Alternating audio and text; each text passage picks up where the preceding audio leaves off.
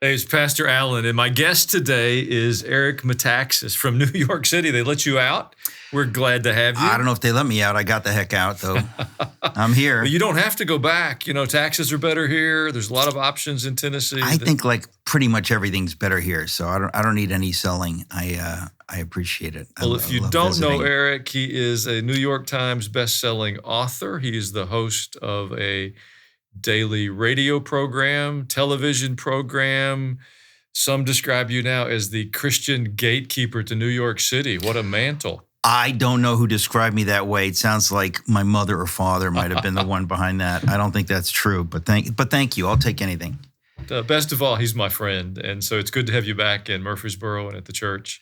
Well, I do feel at home here. I've said that to you before. I've been here enough times that I feel very much at home here, and I want to say thank you for making me feel that way. It's a big blessing every time I get to be here. We're sitting on about the 1-year anniversary of the Chinese coronavirus invading our shores, and our world has changed.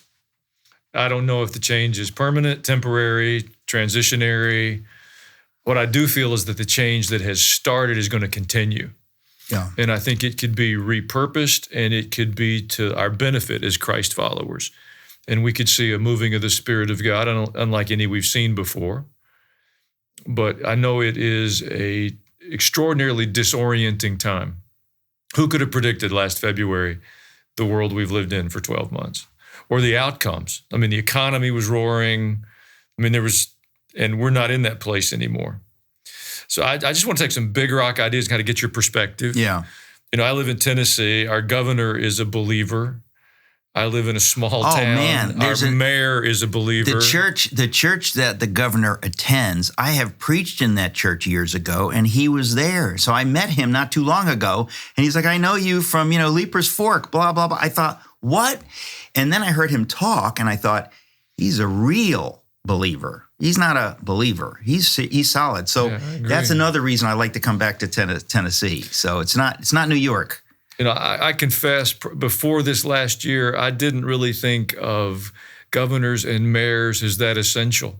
But that's everybody's takeaway. Nobody, until this year, nobody thought that governors and mayors had any power because they didn't exercise that power very much. And suddenly now they've been given this power, and you can see who's good and who stinks, who understands the Constitution and who does not have a beginning of an understanding. Or who doesn't care. And doesn't care. And those people are temporarily in leadership, and we have been able to watch them be utterly foolish in the way they govern. And we've never had, listen, all these things, a friend of mine once said, all things work together for good. I know that friend. For those that love the Lord and are called according to his purpose. And so one of the things that comes out of this is that Americans see what happens when you have a leader who doesn't get this stuff. It never mattered before. Now it matters. And I just think it's forcing people to wake up. And not everybody's all that vocal, but they're making their notes. They see what's happening. Well, if you'll promise to send them back, we'll loan you our governor and our mayor for 90 days, but we need them back. And we don't want yours in the interim. You can have them. Can you even imagine? Okay. Can you imagine? But isn't it, the startling thing is to see the level of lunacy on the left. I mean, you kind of think, we're no longer in a day when Democrats and Republicans are very similar except on some issues. We're at a point where the party's been taken over by really crazy, culturally Marxist ideas. And it's a wake-up call. Most Americans know, I don't want my daughter competing with dudes who think of themselves as women. I don't want that. And I might be politically liberal, but I don't want that. I don't want shut down so that all the businesses are destroyed. What is going on? There's madness. So I think a lot of people they're making notes. We've never been here as Americans. We've been very spoiled. We have been protected. And speaking of protections, I think one of the changes this year has been the First Amendment. It's as if we put it in the shredder. If you take those fundamental tenets, no law prohibiting the free exercise of religion, and we've had all kinds of laws prohibiting it. Sure. We've lived for several decades now with abortion being defended, that you can't tell me what to do with my body. that was sacred until this year when we can tell you all sorts of things to do with your body, where to keep it, where you can take it, where you can't, how to mask it. Well, listen, the part of, you remember, I know I've spoken here at World Outreach on my book, If You Can Keep It, about the link between faith and freedom. It's important, especially for people of faith, but for every American to understand that the title of the book, If You Can Keep It, it's Franklin said to the woman who asked him after the Constitutional Convention, what have you given us, a monarchy or a republic? He says, a republic, madam, if you can keep it. And we're being reminded right now, we must keep the republic. We've got to fight over these issues. Otherwise, it's just like if you don't weed the yard, come back in a couple of years, it's a jungle. It's over. You have to keep the garden. You've got to keep the republic. If you don't do that, if you're not vigilant, if you don't pay the price necessary to do it moment by moment, day by day, week by week, month by month, it just goes away. The natural state of man is fallen and selfish, and self-government is an amazing, beautiful thing. And so you start seeing that we haven't had to do very much. It's all been done so well. It's kind of like, what it's like? It's like if your parents do something so well for you, you never have to learn how to do it. Right. And in a way, things were done so well for us that it lasted for a number of decades, even with nobody doing anything. And now we've run out of gas, we're on fumes. And I think that most Americans are thinking, okay, so I have to now fight. I have to learn what the Constitution says. I have to learn what is freedom of religion? What is the separation of church and state? How does that work? And is that happening here, or are these jugheads utterly unable to process this and do their job? And the answer is, yeah, it looks like they are. So we're going to have to speak up. We're going to have to fight back. We're going to have to do civil disobedience. We're going to have church, whether they like it or not, let them come sue us. Let's go to court. That's America. And I really think it's healthy that we in America have come to a place where we understand if we don't keep the republic, if we don't do something, there'll be people happy to do it for us, and they will do it the wrong way. So there's some good stuff in here. I really think so. I think if there are enough patriots who care, and enough Christians who understand you have a job as a Christian to be a patriot and to care for the gifts God has given you, and not to say, I don't care, it's all going to burn. If there are enough of them, I think we're going to come through this in a different way. But it's a battle. Praise the Lord. Yeah, but I want to come back to an idea, because I think after the events at the Capitol on the 6th of January, and as horrific as it was, it's been seized upon in so many places as labeling Christian belief as being causative for the problems that we have. But I think one of the outcomes is it's caused Christians, I've listened to use language like fight and defend and assertive language, and I think we're being bullied away from that into a passive place. Of course. And we don't want to in any way condone what happened at the Capitol. But we do have to have a dialogue about how we are assertive in this season.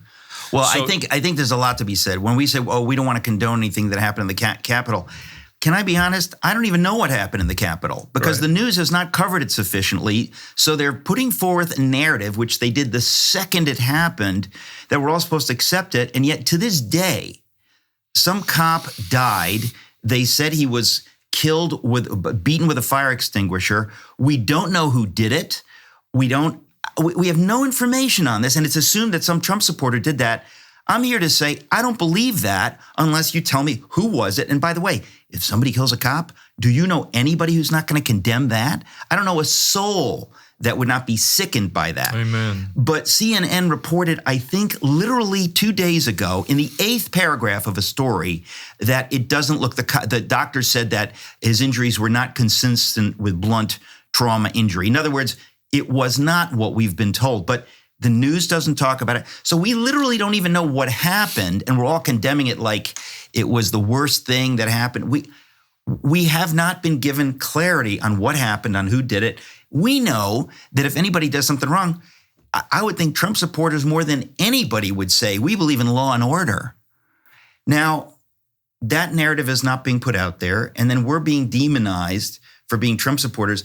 I just want to say to everybody who's listening, this is evil. And if you don't push back against it, you deserve it. If you do not push back against this nonsense, anyone in America who would demonize a group of people, I don't care who that group of people is, if it's Trump supporters, if it's non-Trumpers, whatever it is. You can dislike people, you can disagree with people, but when you demonize them and you start saying they're a threat, that is evil. It is utterly un-American. In fact, it's not un-American, it's anti-American. It's what they do in fascist countries. It's what they did in Germany in the 30s. It is what they did in all kinds of countries, like what they do in China. If you look in the wrong way, you say the wrong thing, they're going to come after you. They're going to say, you're a threat, you're dangerous, we're going to arrest you. There's nothing more anti-American than that. And so I'll tell you something, Alan, when I see people kind of doing this kind of stuff, it tells me something's fishy. In other words, if they were on the side of truth, if they were on the side of good, they would never behave that way. They're afraid of something. I think they're afraid that some things will be uncovered and they want to shut down the opposition. When you try to silence people, when you try to silence voices, I know you're hiding something, because good people don't do that.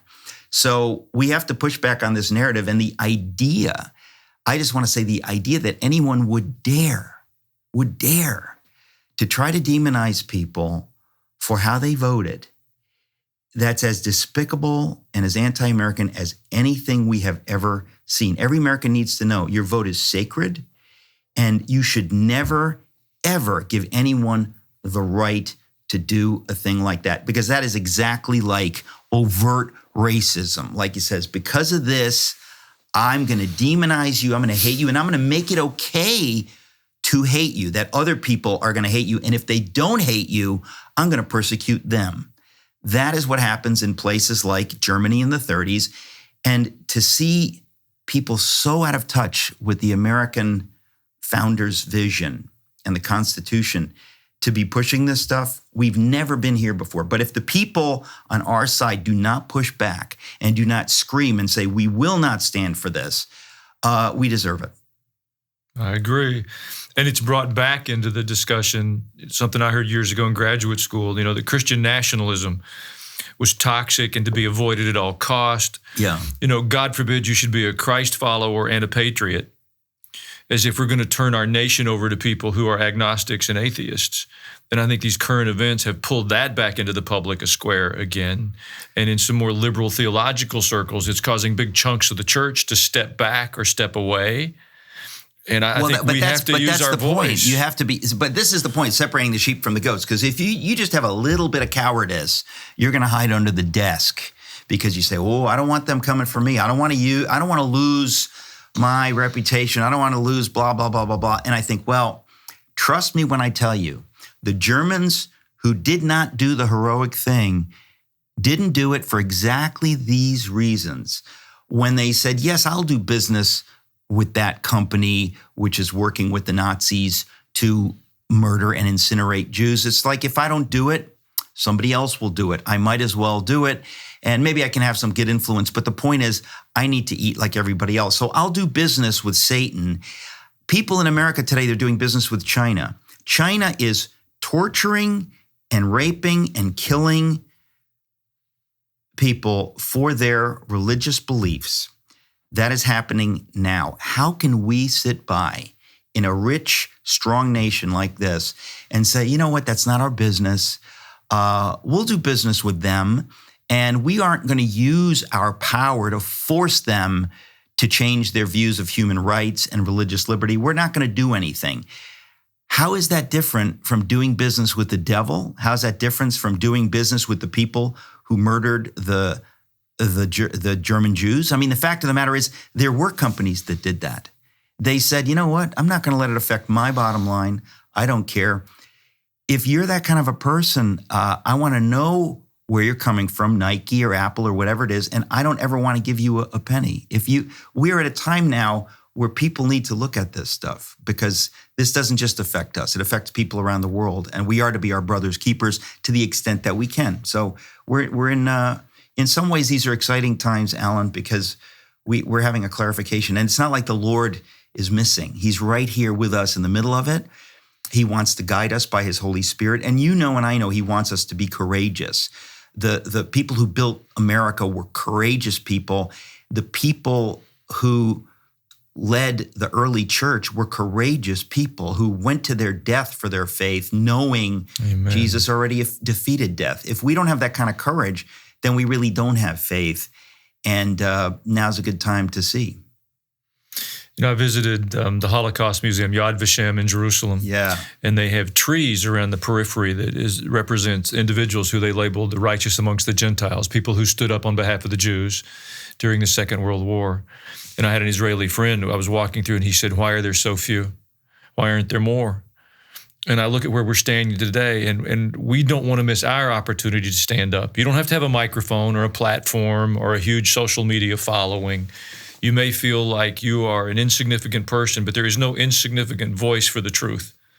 And if we will all use our voice, it will rise up before the one who watches over us. If you believe that, if you believe that, and we do, you know you can't go wrong. You know that every prayer is answered. The Lord sees everything. And Solzhenitsyn said, I don't know if I quote it in my book, but he said, "One word of truth outweighs the world." When you get hooked up to what God is doing, you have the power of heaven with you. People need to know that, need to walk that way, talk that way. If the church will rise up and speak truth, if you see something, say something. You say, for example, I saw some funny business with the election, and I know some people who know some stuff better. People say, "Well, shut up, don't say that." You say, "Excuse me, this is the United States of America. You will never tell me what to say. And by the way, I'm saying it because I love my country." Now, if it's not true, that's great. That's good news. Absolutely. But you're not going to tell me not to talk about it. And anybody who goes along with that becomes part of the problem. And there are many Christians today who are part of the problem. They don't want to rock the boat. They don't want somebody looking at them funny. They don't want somebody writing something about them. And I think to myself, well, listen, we passed this way one time, and now's the time to stand and to trust God and put the results in his hands. He's the author of my career and my life and everything. So it's important that we really encourage people to trust God and to speak the truth, knowing that's what Christians do. You mentioned Solzhenitsyn. This week I read again his Templeton address, and it was 83. Yes. But if you read it, he's speaking to the events that are unfolding today in our headlines. Exactly. So go read it if you haven't looked at it lately. It's not a long read. It's not hard. You'll understand the words.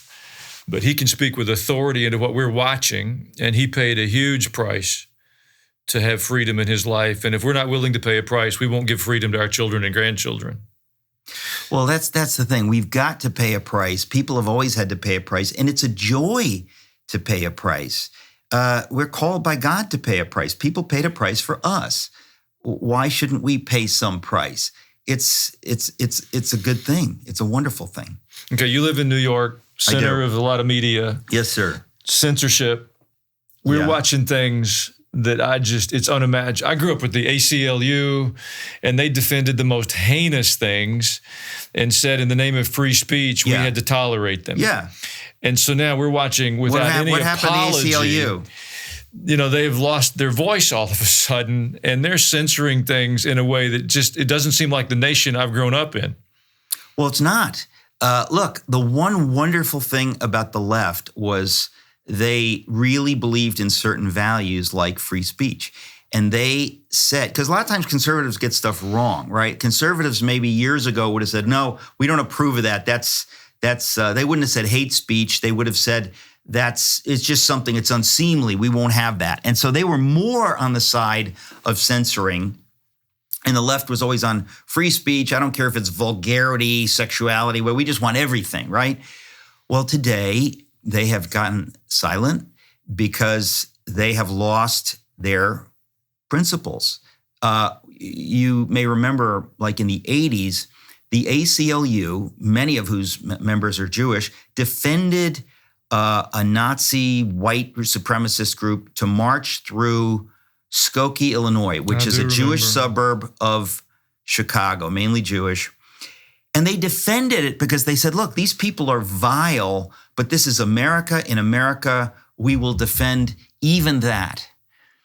And, that challenges some people. But you think, wow, those people have principles. They're not afraid of somebody saying something stupid. You've got a right in America to say anything you want, including stupid things. And today we're being told, no, you don't.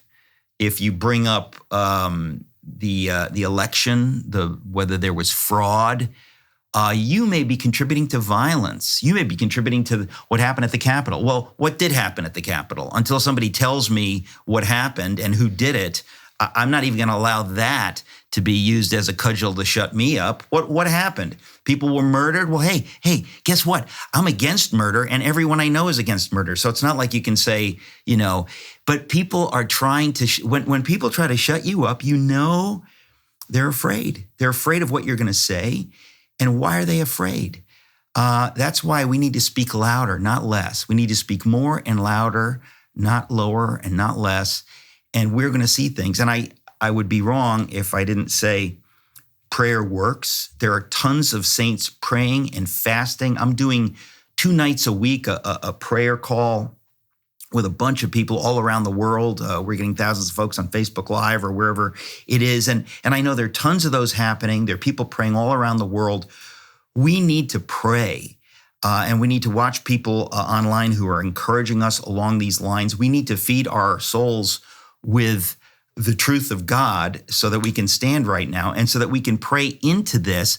Because do we think God doesn't hear our prayers? If we pray for this nation, if we pray for the nation, we're praying for freedom for everybody in the world. If you care about people in China, you better care about America because their hope is here. They're looking to us to help them in Hong Kong and in these places. So I just want to remind people, really pray.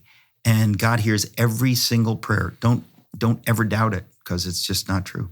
I have a lot of friends that have been joining you in that prayer initiative. Can you tell us how to find it? No. I actually don't remember the title of it. I think it's, if people sign up for my newsletter, every time we do it, I send out the link.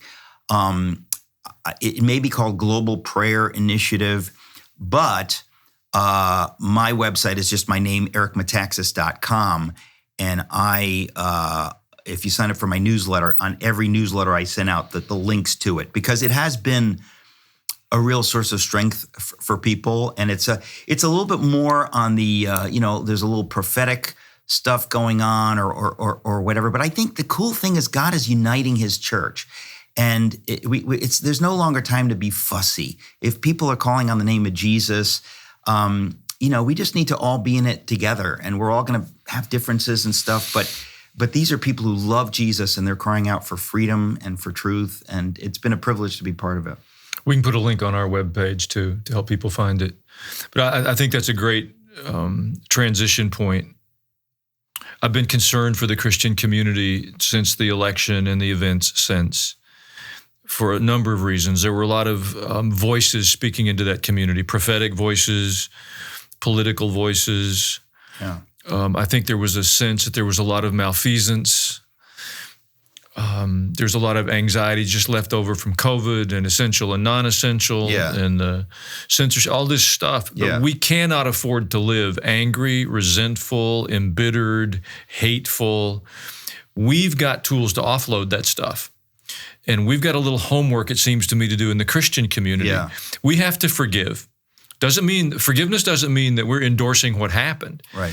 It means we're turning people loose. We'll let God deal with that. I'm not going to hold the anger and the resentment and the embittered. If we hold those things, the enemy has nullified us just as certainly as the censors have. So I think it's so important that we do the things we know to do. Mm-hmm. And then we can see God move. He's the one I trust to walk this back. Well, see, that's the whole thing. People say, how are we going to get out of this? Well, I'll tell you what. If the Lord wants us to get out of this, he will make a way. We don't have to think necessarily about this is what's going to happen. We don't know what the future holds. We don't know what God is going to do. We don't know what's going to be revealed.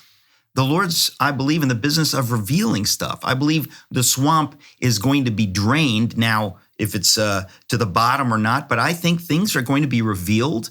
And we need to fight for that. We want transparency and clarity. We want our governmental leaders to be responsible.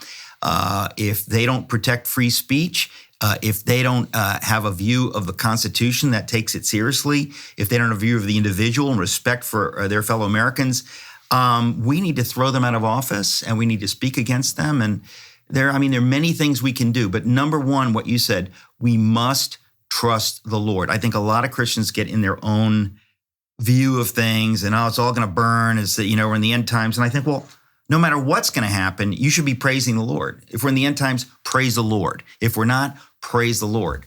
That's a command. So why does he command us? He commands us because he knows we're not going to do that normally. So if he doesn't command us, we'll find an excuse. We have no excuse. And the tools we've been entrusted with are more powerful than the White House or the halls of Congress. We were filled with despair because we felt like we lost an advocate. But the truth is, our ultimate advocate didn't lose his throne. But see, isn't that interesting? Isn't that maybe part of what God is doing? Is he's saying to his people, I want you to look to me more directly than you've been doing. Yes. Look to me directly completely. And ask me what I want you to do, and ask me to do what you think needs to be done. I really think that that's part of this, is that we've in some ways had our eyes on a man, and that's normal, that's natural. But sometimes God says, okay, now I want you to walk more deeply with me, and nothing but good is going to come out of that. You have a new book. You don't write little books. This one is Fish Out of Water. Yes. Don't forget the subtitle, A Search for the Meaning of Life. That's the real point. Home. That's the point. Fish out of water, a search for the meaning of life. Well, I wanted to write this book for many years. And in fact, I wrote it 20 years ago when I thought now's the time. And then I just kind of sat on it forever, and the years passed and I had to start all over again. But I wanted to tell the story of my conversion. How did I get to the point where around age 25, I had a flat out miracle conversion? Jesus made himself known to me totally miraculously. It was not, I reasoned my way to faith, or I just kind of made a decision. It was one of those things where, like you read about in a book, except it happened in my life. It totally blew my mind. It was a dream having to do with a fish out of water. And I thought, in order to tell that story, I really have to tell the whole story of my life up to the point of that dream, because the dream doesn't really make sense unless you know what came before. To kind of put yourself in my shoes while I'm having this dream. And the funny thing is, this is true. This is Alan, like weird, but true. I wanted to write this book for a long time, and Viking, which is a secular publisher, they published my Luther book or whatever, big New York secular publisher, they signed up to do it. And I handed in the manuscript, and they said, it's basically not Christian enough. We want a, kind of a more Christian. And I thought, how ironic, because they kind of maybe see me as that's the brand for Eric Metaxas. And I said, no, I want to pivot away from that to write a secular literary memoir that is sprinkled with Christian stuff, but really is secular until the end. Now, the end, what happens? I meet Jesus. Now, of course, at that point, there's no escaping that I become a Christian. But in order to really appreciate that, you really have to tell the secular story. So it's not like it's nasty or anything, but it is the story of a point of view of somebody who's kind of going through life a little bit skeptical of those Christians or that group. You don't know what you think. You're trying to make sense of it. And I think most people in America, they kind of live there. Maybe they've got some Christian friends, but they're not ready to make that step because they don't want to become weird like so-and-so, or they feel they're fine. That was me. And those are not evil people. Those are just our fellow Americans or whatever, just going through life, trying to make sense of things. And I think we need to reach out to them. And so this book is meant to reach out to those people. So my biggest hope is that believers will give it to people that are not on the same page as we are without telling them the punchline. Just say it's a funny, crazy story. I think you'll enjoy it. I know the writer. I've heard him speak, and see what you think. Now, I do think believers are going to enjoy it a lot, But I agree. do hope that they think of people that would not read a Jesus book. In other words, if you give them something by Lee Strobel or whatever, that they might take it and go, nah, I don't want to read about that stuff. I know where it's going. I'm not interested. Those people need to be reached somehow. That's basically why I wrote the book. And it is really, I told you before, a lot of it is insanely hilarious because it's true stories of my childhood. My dad's Greek from Greece. My mom's from Germany. That's another reason I'm a fish out of water. I never fit in any place. But the stories of growing up in the Greek community, some of them are just flat out nuts. They're nuts. And if you don't find them funny, you're not reading carefully enough. They're insane. But I lived it all. Some of it at the time I did not think was funny at all. But in retrospect, it becomes hilarious. But there's all those kinds of crazy stories. And then I get to my time at Yale, where I'm the innocent who is blessed. I come from a working class home. My parents worked hard jobs. They didn't go to college. And I'm at this university. So I come there with wide eyes and pretty quickly discover that, if you're looking for the meaning of life, they don't believe in that stuff here. They don't say it too much, but they don't give you the impression that they take God or truth seriously or any of those old-fashioned ideas like honor or whatever. They just like it's presumptuous to think there's a meaning of life. Oh, well, that's one classic thing. Like, who do you think you are that you got the meaning of life? And it's like saying, who do you think you are that you'd be the only species in the universe on this planet? Who do you think? And it's like, well, look, if it's true, it's true. It doesn't have anything to do with what I think about it. I could be a prideful jerk about anything.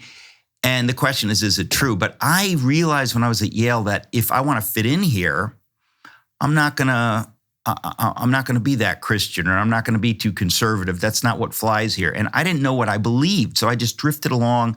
And when I graduated, that's when it got ugly because, as I often say, a lot of people that I knew, they deal with this stuff by getting a really good job and working really hard, and they distract themselves with the things of this world.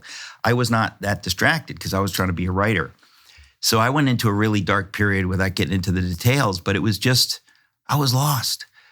And the Lord very dramatically found me, and that's the end of the story. But I think that for people who are not where we are theologically, I try to tell this story from the point of view of the person in the moment who is skeptical of those Christians or skeptical of this group or that group, or whatever, and says, I don't need help. I'm fine.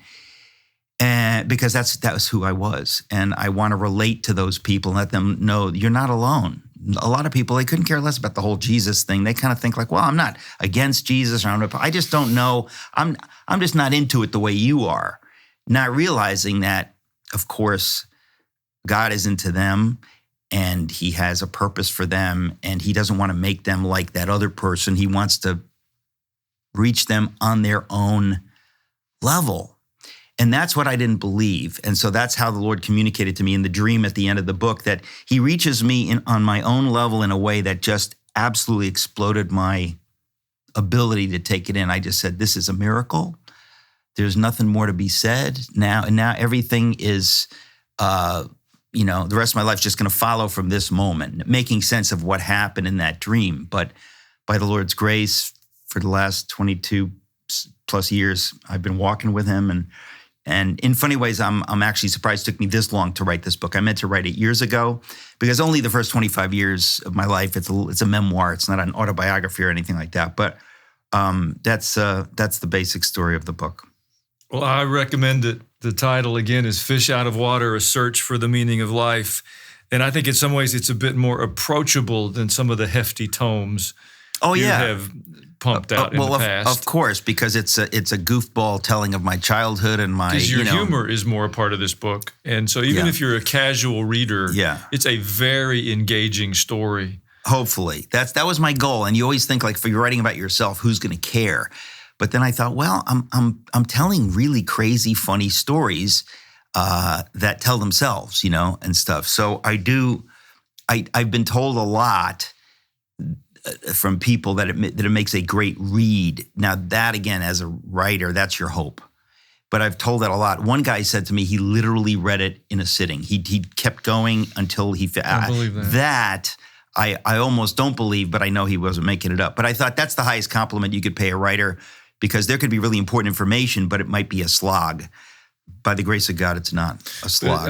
It's a book that I could hand to somebody that I was hoping would form a more favorable opinion of Christianity, and it would move them down the road.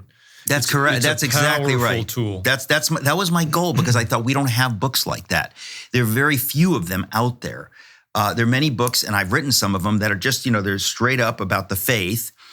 But I said, I want to write a book that can help people, pull them along a little bit, open their heart and mind a little bit to where we're coming from, so they don't put us in that box, because they're wrong to put us in that box, but they don't know any better. So, I mean, the premise is different, but its usefulness fits more to me like with Chuck Colson's Loving God than it does like The Body.